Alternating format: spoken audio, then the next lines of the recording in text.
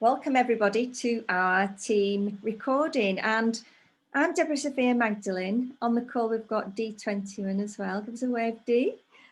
And we're delighted to be talking today with Ellen Currie, who is one of our dear friends and inspirational sisters who has had life-changing experiences. And so we're very grateful to Ellen to come on today because we're going to be talking about the power of the mind, and there's nobody better qualified to talk about this than Ellen due to her own personal experiences. So Ellen, over to you. Well, thank you. I'm honored. I'm really honored because I love talking about the mind. I love talking about the power of the mind. I love talking about how our thoughts affect our reality. And I discovered this years ago, but there was no language back then. Nobody talked about it. Nobody talked about creating your own reality or the thoughts affecting your mind. Actually, years ago, 35 years ago and more, they used to think that the brain, if it was damaged, it couldn't be repaired. And if the body became injured, like as in a quadriplegic or a paraplegic, then it could never ever walk again. It could never do anything again. They didn't understand. They seen that the brain is like just an organ like the liver or something. They didn't understand the power of the mind, the power of the brain. And I've spent 34 years on this. I spent a year in a wheelchair talking to my body. I did not know at the time that what I was actually doing was raising the frequencies of my cells. I didn't understand. But through this process, through going to university and getting degrees and studying the body and how it works, and what I call my navel gazing, because when I always come to something, I'm like, but why this or why that? Why does that happen? And why does this happen? And why does it not happen? So what I have discovered is that we are incredible, amazing beings. And there is nothing as more powerful. I don't care if you get a quantum computer that can whip itself around the world 3 million times in a half a second. It's not as powerful as you. This is just, we have not stepped into that yet. We just have not stepped into that place. But when we think about it, years and years ago, people accepted that if you died at 40, that was the natural lifespan. They viewed years and years and years ago. We didn't understand. I mean, years and years and years ago, people lived in caves with fire and couldn't imagine anything else. And then nobody read books. There was no writing of books. Everybody stayed in a very close-knit community of maybe 100 or less people. The world has changed so much. The Gutenberg press brought knowledge into the hands of the everyday man, because before that, it was just priests and royalty and nobility who had access to the word, to the printed word. And so all through our history, the evolution of our history, there has been quantum leaps. We didn't call them quantum leaps back then, but we know that's now what's happened. It's a quantum leap. This has happened, Then we went the agricultural age into the industrial age, right? Steam engines, everything else, manufacturing. They had to have people learn how to read so that they could push buttons and understand manuals. It was never about education. It was always about working and understanding the manuals and the rules of society. So then we moved from industrial into technological age and computers, right? And computers has changed the whole world again, right? Huge. Computers is as big to the world, if not bigger, than fire was, or the wheel, or steam engines. Computers has really taken us now. It is, I call computers and this quantum technology, this is now the landing stage for everything else. And we no longer need to be fed by the powers that are in the powers to be, or the educational systems that are still teaching people to be in an industrial sense. They're not teaching them to think quantum leap. They're not teaching them to make this quantum leap, to be able to think in a completely different way, outside the box completely. So we're in the perfect place. Anybody who is alive today, anyone who is alive today is in the perfect place to change their whole world. Their whole world. We're no longer dependent upon a government taking care of us. We're no longer dependent upon systems taking care of us. We can now step into where we become real sovereign beings, where we can make the choices ourselves, where because we can think, we can use this brain, our power of our thoughts, change everything. They really do. So here's the whole thing. I keep thinking about this because nobody taught me when I was learning it. If I wanted to know what would be the most important thing for me to know now, had I been back 34 years ago when I was like this in a wheelchair and couldn't move and had everybody telling me you'll never walk again, you'll never be able to go do anything, you'll never be able to go to school, drive again, have any more children, all that stuff just tells you they know nothing because I've done it all. And I have the proof that the power of your brain can get you the highest grades in the class that they've ever had or ever seen. This is changing the way you think, you know. But what I think is the most important thing, not the executive functioning, not the understanding of the frontal lobe cortex, how we make all our decision processes up there. I mean, there's a lot. I went and I studied all of that, but the most important thing, if I was to give myself, go back in time and give myself, Ellen, to be really successful and good at this and to shorten the learning curve, love yourself completely. Love every bit of you. Love every cell in your body. Love all of your flaws. Love all the parts of you that you don't want to share with others. Love every bit of you. Love your magnificent creative self. Fall in love with you. Speak lovingly to your body. Tell your body how grateful you are. Live a life of gratitude with your body. That you're so grateful that every day you get up and you get to breathe.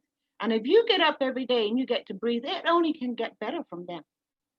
You know, if you change your mindset about these things, it doesn't matter what comes. Once you have set yourself in the morning, I'm awake, I'm breathing, this is going to be a great day.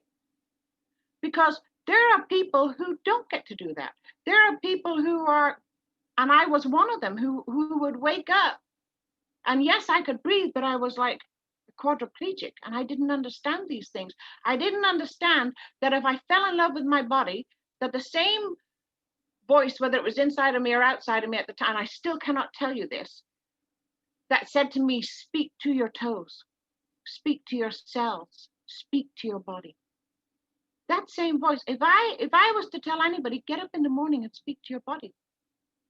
Start telling your body how grateful you are that it works perfectly, how amazing this body is, that we get to breathe in and take deep, deep breaths that fill our lungs, and then they expel all the toxins in our body. I'd love to spend time talking about how our body, how we even doing that, gets rid of the debris of the dead cells in your body. I'd love to spend time talking to you about that you need pancreatic enzymes that go around the body and eat up all the debris. And if you take a good supplement of a pancreatic enzyme, that will cleanse your body of so much stuff that diseases can't take up residence in your body. If we live an alkaline diet, I didn't know this. You go 90 days. I learned this in my journey. I went 90 days of nothing but raw vegetables, raw fruit, raw vegetables. I ate nothing processed for 90 days. And I had this prompting years ago, back in the beginning of the, I think it was like 2008, I did it. I had this prompting inside of me, so I just started getting all organic food and doing juicing, and for 90 days. I did not know at the time that it takes 90 days to cleanse your blood. That after 90 days, your blood is completely cleansed of all of the toxins that we take into our environment, our body environment. At the end of 90 days, I had residual nerve damage from my original accident, right? I couldn't feel heat of things. And, you know, I would say, that cup of tea is cold, it's not hot. You know, I could touch hot things and not feel it. And my body didn't respond to it because my nerve systems were dead to it. So it's not like, oh, she's got all these burns or something and doesn't feel them. My body just didn't respond because it didn't feel it. It didn't feel it. So after that 90 days, after the 90 days of being completely clean, all my sensations came back, my feelings, my nerve system was healed. My neurological system was healed because there's so many other things that are happening in that time. So there's so many things that I know that contribute to my body of health, but I also know it's all up here. I also know that this is where it all begins, is being obedient to the promptings. Once you start on this journey, you'll be told to do things that seem counter to what anybody else has ever spoken about. Nobody told me about going completely green, going completely raw. But I followed that, and I was telling people, no, I can't eat that because I've got to eat this. And they say, why are you doing that? And you're not going to heal your nerves. It's been too long. It's been like 30 years, you know, nearly 30 years. You're not going to heal anything. But I listened to what was up here in my heart and what was up here, my brain telling me to do this, and I followed it. Your thoughts, you can get to a place, because this is what happened in the beginning of my walk. You can get to a place where you think something and it will manifest itself. And all that is done is that you walk in these frequencies so much that when you think something, your energy is here, right? And the energy of where you want to go, whatever your vision is here. You collapse that. It actually manifests itself. It's unbelievable. I've had so many experiences of it. I think I want to have a hair tie, hair ribbons. Back in the 80s, everybody put hair ribbons that matched their dress, you matched your earrings, that was the thing in the early 80s, right? Late 70s. I would think that, and the lady up the road, my neighbor, would bring down a box of them. I'd never said anything to her. She had made them. She'd gotten into crafting and made all these hair ties, brought them down to me the very same afternoon that I'm thinking I would like it. We attract these things into our lives. We walk and we get to. Would you like to say something, Dee? Yes, I'm fascinated by what you're saying, because obviously what you're talking about is the frequency of the thought is just firing the thought to affect the body. And I was quite taken with what you said when you said that, you know, years ago when you were actually in a wheelchair and a quadriplegic, nobody spoke about, you know, this being a thing that was possible. And yet there was somebody back in the 1800s who actually discovered that everything in the whole world, including our bodies, was affected by frequency. And that was a guy called Nikola Tesla. And it's kind of everything you're saying has been, you know, not spoken about in traditional ways. And yet it was well known way back when. How great would it have been for you to have known that then? I know, how amazing. If I had known, all I got when I went to the doctor is, why don't you just accept it? You're never going to walk again. You're lucky you're alive. You will die by the age of 40. I was actually told that my life expectancy was reduced to 46.5 years.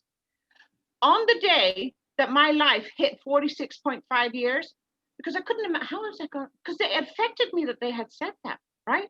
I sat inside the house waiting to see what was going to happen because I didn't understand. That's the power of giving your thoughts over to somebody else, right? Allowing what somebody else says to dictate your reality, right? If I had to listen to those doctors, when I said to them, I'm going to walk again, and they wrote down disturbed thought processes because I told them that a voice told me to speak to my body, disturbed thought processes. Every specialist they sent me to, everyone said I needed to accept that I wasn't going to walk again. They thought there was something wrong with me because I refused to give up that vision. I had a vision of me standing and walking again with my hands lifted up, and I kept that vision. And I not only had to fight all the doctors, then it was all my family and my friends, because this was a year-long process. in the beginning, everybody's full of encouragement. Well, bless her, you know, we'll just, if that's what she wants, if that's what keeps her going, we'll just go along with it, right? But go 2 months in and you're still saying, you're like this, you have to have this like brace hold you up and everything. You're like this, and you're saying, well, when I couldn't speak in the beginning. And you're saying, but I'm going to walk again. I will walk again. I don't care what they're saying. I'm going to walk again. My body is going to walk again. When I would say that, and then my friends and my family especially, I know it made them uncomfortable. I was saying things that didn't go with the natural flow of everything. I was disrupting and making them uncomfortable, and they couldn't handle their uncomfortableness. So they wanted me to fit back into the box that the doctors and everybody, science and everybody said that I should stay in, right? And I understood this. I went to rehab facilities where there were people who were missing their arms and legs in rehab, and I'm like this, and I'm saying, oh bloody hell, I'm not as bad as them. I'm getting out of here, and I'm completely can't move in the wheelchair, right? So I understand all of this stuff goes on, but I never lost my vision. And I tell people now, if you really want to affect a change in your life, you want something, right? I don't care what it is. If you want to change in your finance, your relationships, your health, which to me, your wealth is your health. Believe me, your wealth is your health. But whatever it is, get the vision, get an idea of, get a picture in your mind of what you want to be doing, right? Then think that all the time. Say if I want to play ball, that I've always played football, and I want to go out there and play football with my grandkids or whatever it is, and I'm not able to do that now because I've had a stroke or something else has happened. I mean, I've actually had a dear friend I worked with. I tell them, get the thoughts of that in your head, that this is what you want, this is what you're working to, because that is the picture of the health that you want, to be able to run around with your grandchildren, whatever it is, right? It doesn't matter what it is. Get the picture of what you want, and never let that leave your brain. You never allow anything else, no matter what the doctors say, no matter what circumstances say, no matter what the naysayers, the don't sayers, the can't sayers say. You keep that vision in your mind. And then you speak to your body and you remind your body. It's actually, you go back and you're reminding the cells too. Do you remember when we used to run around? I mean, I talk to my body that way. I talk to my body. My body is my biggest fan, my biggest friend, my biggest, other people have somebody outside. No, this body embodies everything that we can be. It truly does. I think that what people might be interested to hear is, because it's such an inspiring story that you've had such a success with this way of doing things for yourself, is what things did you actually physically say that other people could actually use? What kind of statements would you say are the most powerful for people who don't know how to talk to their body, who don't know how to get their cells into that optimum functioning? What kind of conversations did you actually have? What words did you use? Okay, in the beginning, I think the reason it took me a year was because we didn't have Google. When I was told to speak to the cells, to speak to my toes, I didn't know what the inside of my body looked like, because now, not with my voice, because at the time I couldn't speak with my voice. I was saying, okay, but do you not remember I didn't take biology because I didn't want to cut the frog up? I don't know what the inside of my body looks like, right? So it took me a lot of learning, a lot of like speaking to inside of my body. But this is what I would tell somebody to do now. This is the most powerful, is if you're working with something, I don't care what it is. You've got diabetes, right? You want to overcome diabetes. That works in the pancreas. I would go Google, what does a healthy pancreas look like? What does a healthy organ look like? Right? Because then it gives you a vision, right? A visual of it. It becomes more than, what you're doing is you're anchoring your thoughts to something. It's the same thing of having a vision of something. So I would say now, if I was dealing with something, I'd have a picture of that healthiness, that healthy pancreas, and I would tell my body, you are amazing. You are creating all of the things that I need inside of my body to overcome my sugar diabetes. And so not only will I not eat the wrong things, because it doesn't matter. If you want to overcome your body, it's not enough to just say, I want a healthy pancreas. I don't want, and I never use the word don't when I'm talking about this. I always use the word that brings it forth, right? I don't speak negative words, because there's something very powerful in our human psyche, and it comes from a long time ago, our amygdala, fear, right? So things like don't and words like can't, they all belong in the fear place, right? You don't want to use those. Those are disempowering words. Empowering words are, I'm an overcomer, I'm victorious, I am strong, I am healthy, I am wealthy, I am created to work in perfect alignment inside of my body. I can say from the top of my head to the tip of my toes that I am working and walking in perfect health. I speak like things like that, even if I'm not dealing with anything, even if I'm not like trying to heal something in my body. And believe me, I've had 16 operations. I've had plenty of opportunities to walk this out. You know, whenever you're trying to do, it's like this.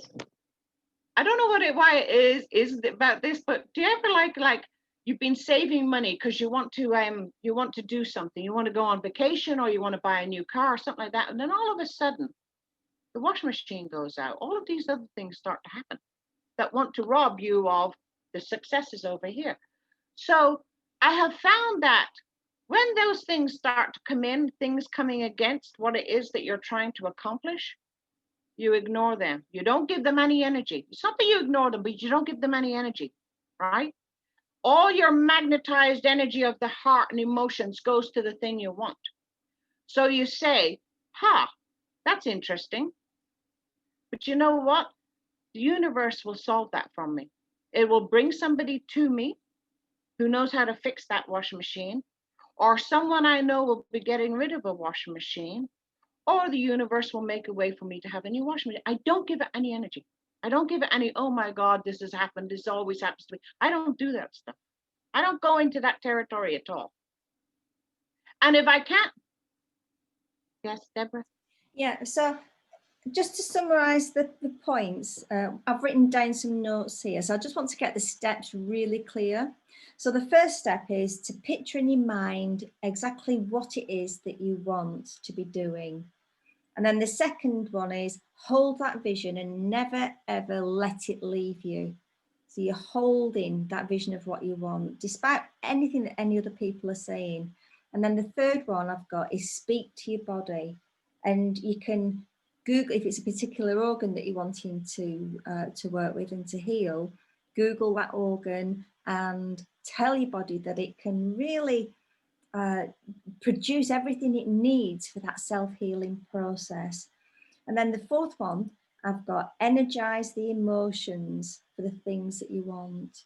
Now, are there any other steps in the process before we finish?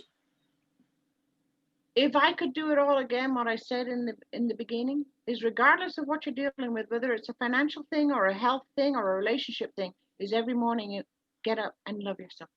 Love your body. Speak the love language to your body. You know, speak a love language to your body. Talk to yourselves and say, oh gosh, you are so amazing. You carry all the oxygen around my body. My cells carry that. My cells carry all the chemistry around the body. You know, talk to your nerves. Talk to your hands. Talk to your feet. Tell them, what an incredible job you're going to do today. I know it sounds crazy and nuts. It doesn't matter. I got out of the wheelchair, so nobody's ever going to tell me, you know, you can stay in your situation. You don't have to do this, but I don't care who thinks I'm nuts, who thinks that's wacky. I don't care. It works, you know, and that's the thing. It works. And science is beginning to prove that now because of frequencies and vibrations and resonance. We know now, we're beginning. It's not completely into the consciousness of humanity yet, but we're beginning to understand that everything that seemed like it was spooky no, there is an explanation for it, you know? Yeah. Years and years ago, the tribes used to put the fish down. They used to feed the ground. They'd put fish and plant corn, wouldn't they? And then they'd have a great harvest. So they thought they would, like, the fish is that the fish was feeding nutrients. There was nothing spooky. It wasn't because it was done on a moon night or anything else. The fish was giving the soil nutrients that the corn loved, and it grew. There's an explanation for everything, you know. So yes, I would say, first of all, love yourself.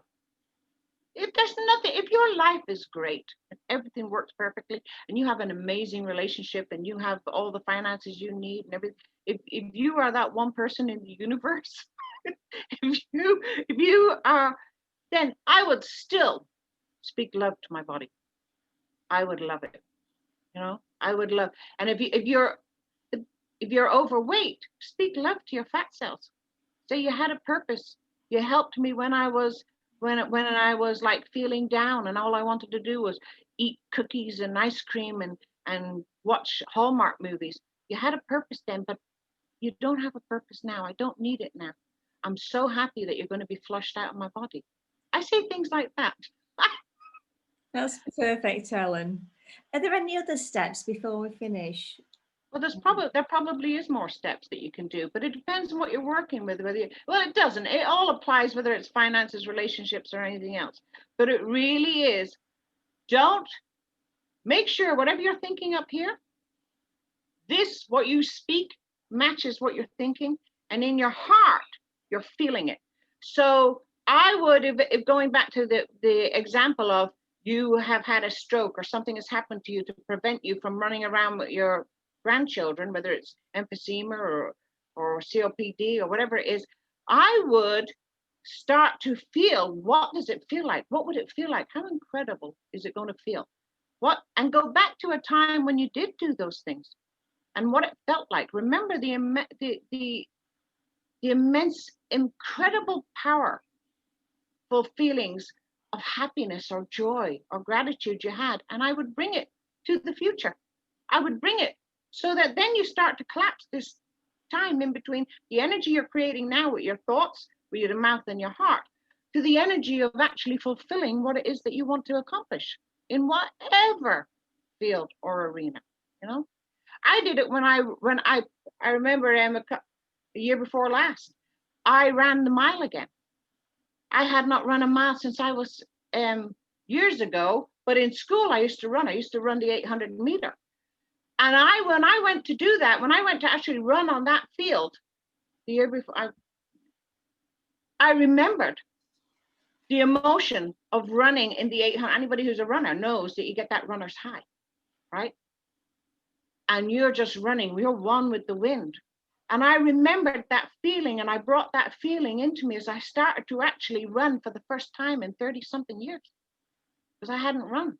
I started to run, and I started to run on that track. And oh my gosh, I couldn't believe it as I was doing it, that one step of putting in that emotion changed everything. The mind no longer went to, let's just walk this track a few more times. You know, no, my feet picked up. I was back on the field when I was 16 and 17 years of age, running. So magnetize those emotions. Don't go to that other place where fear, doubt, can't, not, should, all those places. They're there, but you don't give them any energy. You don't talk, they don't get the attention and focus of your heart and your mind and your tongue. Keep what you want to walk towards. Ellen, thank you so much for sharing with us today. I've got a list of things here, and what I'll do is pop them in the comment section on the video as well, so people can recap on those steps. So thank you for sharing with us, and we look forward to inviting you back to another interview. How can people find you? Facebook.